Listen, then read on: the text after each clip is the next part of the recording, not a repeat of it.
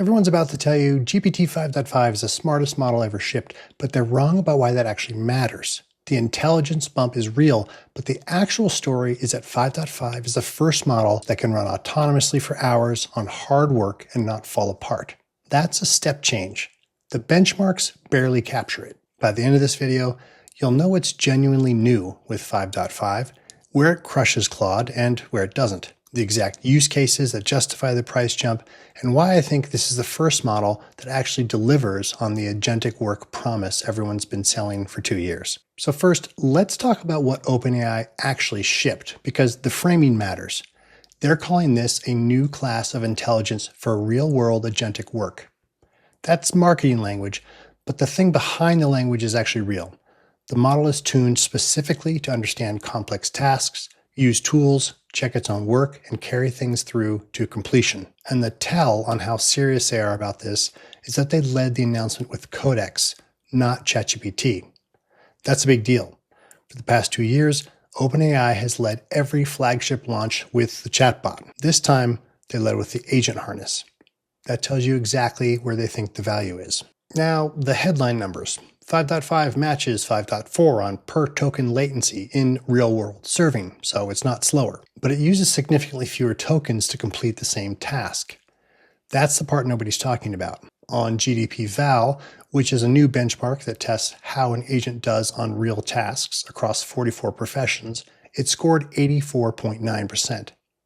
On OS World, which is the benchmark where a model has to actually drive a computer, it hit 78.7%, above the human baseline of 72.4%. Pause on that for a second. The model is now better than the median human at clicking, typing, and navigating a computer to get work done. That's not a coding win, that's a knowledge work win. Here's my honest take after using it. The intelligence bump is real, but that's not what got me. What got me is the autonomy. I've been throwing tasks at 5.5 through Codex that I never would have trusted an AI with before. The kind of multi-hour, multi-step work where the model has to make judgment calls, check its own output, hit an edge case, back up, try something else, and keep going. 5.4 couldn't do that. Claude's Opus couldn't do that without a ton of handholding. 5.5 just does it. So let me show you the use cases that actually justify the price, because yes, 5.5 is twice as expensive as 5.4. It's $5 per million input token and $30 per million output token.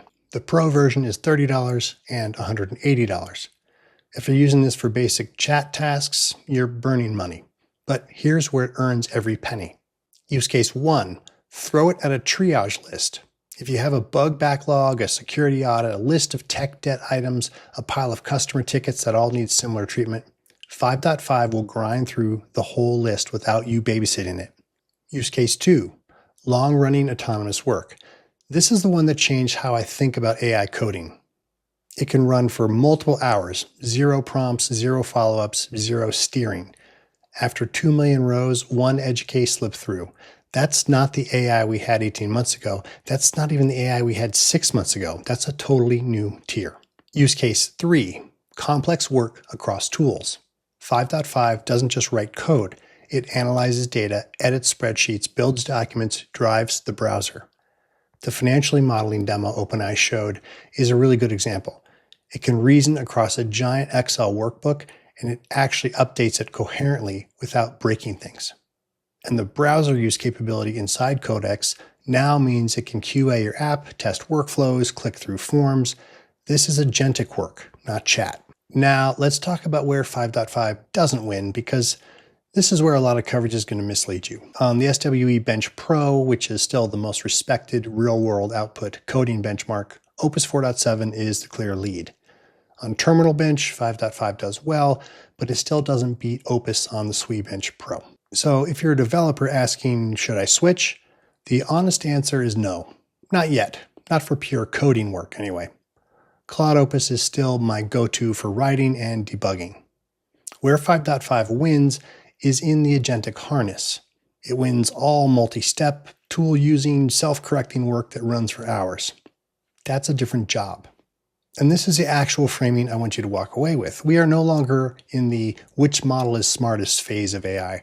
We are in the which model plus harness does real work phase. 5.5 in Codex is a different product than 5.5 in ChatGPT. The harness matters as much as the model. Claude in Claude Code with Opus is a different product than Claude in the chat interface. Stop asking what's the best model and start asking what's the best model plus harness for the job I'm trying to do. The business implication here is huge. If you run a knowledge work business, marketing, consulting, ops, finance, legal, the question you need to be asking this quarter is not which AI tool should I buy, it's which of my repeatable multi-step workflows can I now hand to an agent? Because the model that scored 78.7% on OS World can now run your computer. Not the imaginary computer in a demo, the real one. And that means every triage list, every reconciliation, every data cleanup, every QA sweep, all of that is now a candidate for automation, not just AI-assisted work. Here's what I'd do this week if I were you.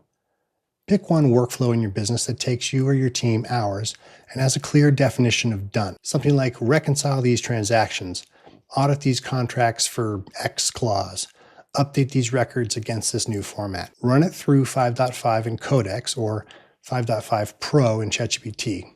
Give it explicit trust. Figure it out. Take your time, check your work, and see what it does. Compare the output and the hours to your current process. That delta is your 2026 operating leverage. One thing to watch on pricing. Yes, it's twice as expensive. OpenAI's own pitch is that it's more token efficient, so the per task cost ends up comparable or better. That's true in practice for agentic work, where fewer rounds and fewer revisions matter. It's not true for simple chat tasks, so route your work accordingly. Use 5.4 or a cheaper model for quick turns. Save 5.5 Pro for the hard automation work where the intelligence actually earns the tokens. So here's the bottom line. ChatGPT 5.5 is not a bigger chatbot. It's the first model where long-running autonomous multi-tool agentic work actually works. Opus 4.7 still wins on pure coding benchmarks. ChatGPT alone won't show you what this model can do. But 5.5 and Codex doing a 6-hour data migration while you go to lunch, that's a new category of a tool. Pick one hard workflow this week and test it. That's how you're actually going to figure out if the intelligence tax is worth paying for your business. If you're into this kind of breakdown, hit subscribe, and I'll see you for the next one.